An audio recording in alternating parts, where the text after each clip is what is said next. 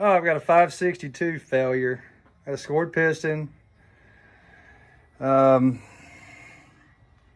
Here's the fuel that came out of it. No water. Appears to be the right amount of mix oil. Not my favorite brand or flavor from that brand, but we'll leave that at that for another day. I did take it through. Let's take a look at some of the operating stats. So this saw's got 73 hours of run time on it, and fuel settings are at 45 and 81. Seems to be within spec. Didn't get crazy hot. Here's our there's our run time. One thing that does stick out, and I think it might be an air leak. There we go. Max RPM in the last run was just a tick over 14,000. So we may have an air leak here. I did run it through the auto tests, and carburetor checks out, solenoid clicks just like it's supposed to, and throttle speed sensor is just like it's supposed to.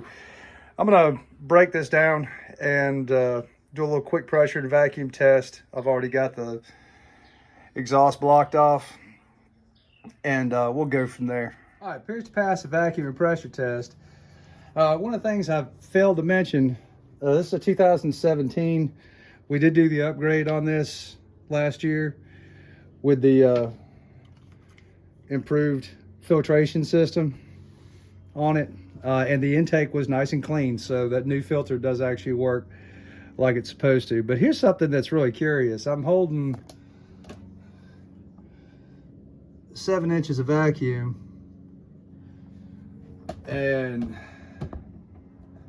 but I mean, okay, so the decompress, I mean, it's under vacuum, so I mean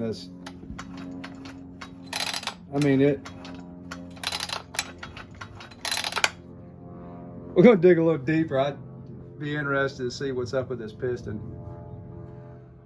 One of the things when you rebuild saws, you've really got to figure out why before you just go throwing new parts at it. So here's what I'm seeing. Even though this passed a pressure and vacuum test, and I haven't touched this, you can see how it's nice and dry right there. That whole mating surface around, and it's wet there. Now maybe I screwed up some of the results, and see how dark that is all the way out to the edge on that gasket. I did check the torque on all the cylinder bolts, and they were all decently tight. I may have cranked on a couple of them and got like 1/8 of a turn. Maybe that helped it pass. I don't know. But to say that this started acting up and somebody shut it off. Hey, look, guys, you operate saws, and that's just ground up aluminum right there. There's really, here, let's wipe this off, and some fuel.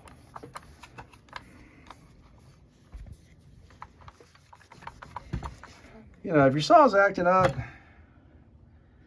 you know, I mean, there's no scoring on the intake side.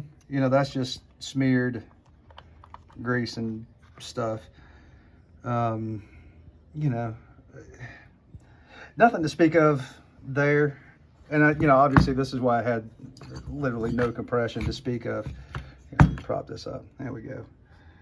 I mean, she ran until she couldn't do anymore.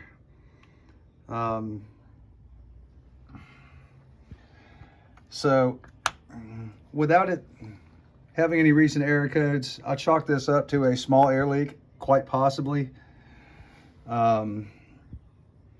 which caused a lean seizure. You know, once it gets hot a little bit and you get some aluminum transfer, that's just more friction and more friction and more friction.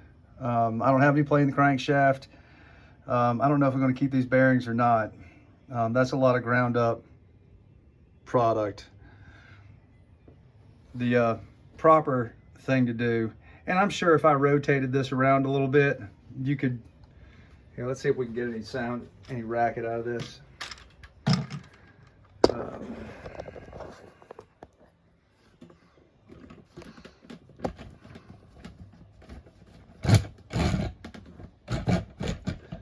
get you in as close as I can.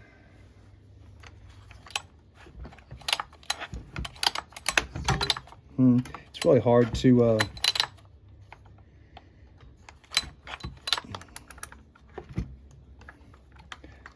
well, want to check for some up and down play. Crankshaft's nice and tight. But like I was saying, you know, that's a lot of debris to be cycling around in the crankcase, which is going to be really hard on the bearings. Bearings do not like any debris like that, and they've been bathed in ground up aluminum. So I'm going to vote for a case split, new bearings, new seals, and a new top end. I don't know if I want to try and clean that up. That's an awful lot of transfer. It's going to be expensive. When your saw starts acting up, shut it down. Save you money.